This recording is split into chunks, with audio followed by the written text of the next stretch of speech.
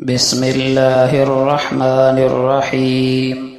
رسول اللہ صلی اللہ علیہ وسلم نے ارشاد فرمایا، جو لوگ کسی مجلس میں بیٹھے تھے اور اس مجلس سے اٹھ گئے اور اس پوری مجلس میں اللہ تعالیٰ کا کوئی نام نہ لیا، تو جب یہ کھڑے ہوں گے تو یہ ایسے ہیں جیسے کسی مردار گدھے کے پاس سے اٹھے ہوں۔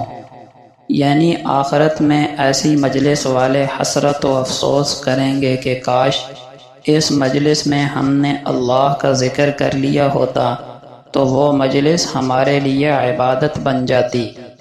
نبی کریم صلی اللہ علیہ وسلم نے فرمایا، کوئی شخص لیٹا اور اس نے لیٹ کر اللہ کا ذکر نہ کیا تو یہ لیٹنا بھی آخرت میں حسرت کا سبب ہوگا۔ حضرت انس رضی اللہ عنہ فرماتے ہیں کہ میں نے 10 سال رسول اللہ صلی اللہ علیہ وسلم کی خدمت کی۔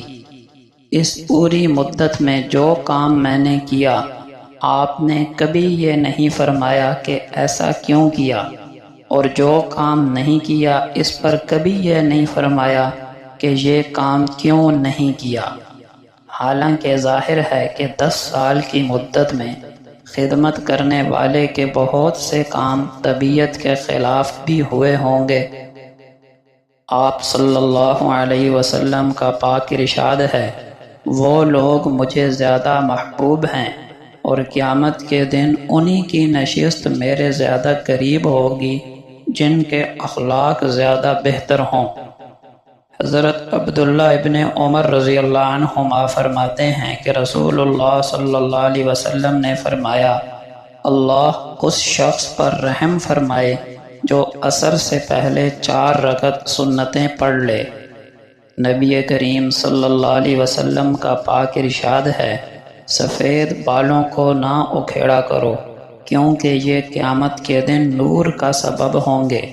جو شخص حالت اسلام میں بوڑھا ہوتا ہے تو اس کے ایک سفید بال کی وجہ سے اس کے لیے ایک نیکی لکھ دی جاتی ہے، ایک گناہ معاف کر دیا جاتا ہے اور ایک درجہ بلند کر دیا جاتا ہے۔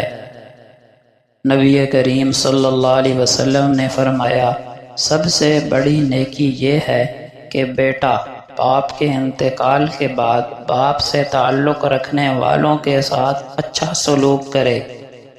نبی کریم صلی اللہ علیہ وسلم نے فرمایا، قیامت کے دن اللہ تعالی اعلان فرمائیں گے کہ آج قیامت کے میدان میں جمع ہونے والوں کو معلوم ہو جائے گا کہ عزت و احترام والے کون لوگ ہیں۔ عرض کیا، یا رسول اللہ، یہ عزت و احترام والے کون لوگ ہیں؟ ارشاد فرمایا، مساجد میں ذکر کی مجالس والے۔ نبی کریم صلی اللہ علیہ وسلم نے فرمایا، علماء انبیاء کے وارث ہیں۔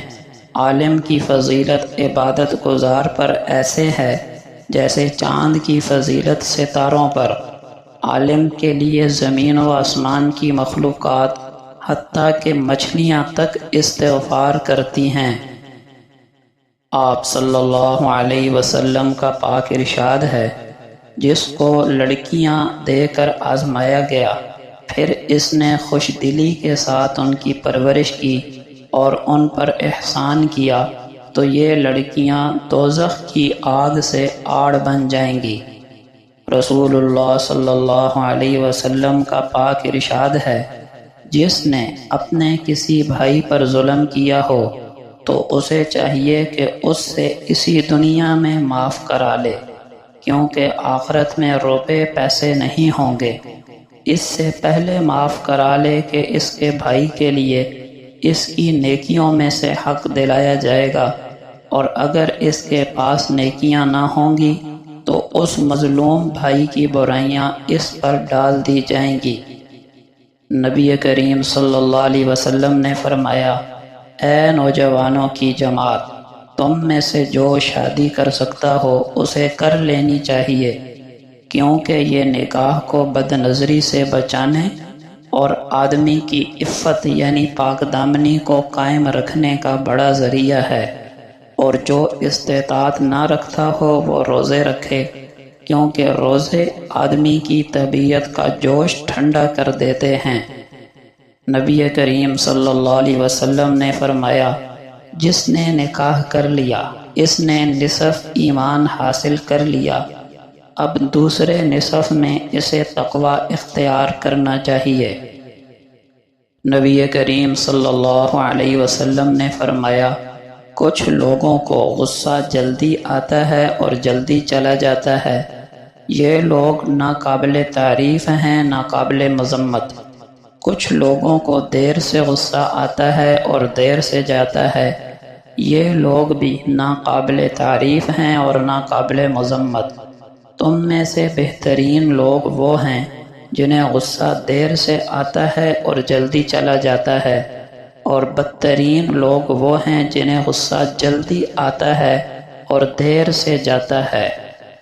نبی کریم صلی اللہ علیہ وسلم نے فرمایا، رات میں ایک گھڑی ایسی ہوتی ہے کہ مسلمان بندہ اس گھڑی میں دنیا و آخرت کی جو چیز مانگتا ہے اللہ تعالیٰ اسے ضرور عطا فرما دیتے ہیں۔ آپ صلی اللہ علیہ وسلم کا پاک ارشاد ہے، قبروں کی زیارت کے لیے جایا کرو، خود عبرت حاصل کرو اور مسلمانوں کی مغفرت کی دعا کرو۔ سخی اللہ سے قریب ہے، جنت سے قریب ہے، لوگوں سے قریب ہے اور آگ سے دور ہے، اور بخیل اللہ سے دور ہے، جنت سے دور ہے، لوگوں سے دور ہے اور دوزخ سے نزدیک ہے۔ جو امراء کے دروازے پر آیا وہ فتنے میں پڑا، جس قدر ان کے نزدیک ہوا اتنا ہی اللہ سے دور ہوا۔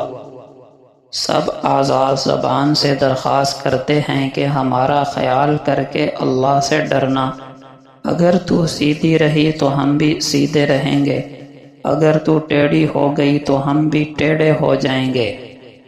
کھاؤ پیو، خیرات کرو، پہنو، اس حد تک کہ فضول خرچی اور تکبر نہ ہو۔ جب 3 شخص سفر کو جائیں تو ایک کو اپنا سردار بنا لیں۔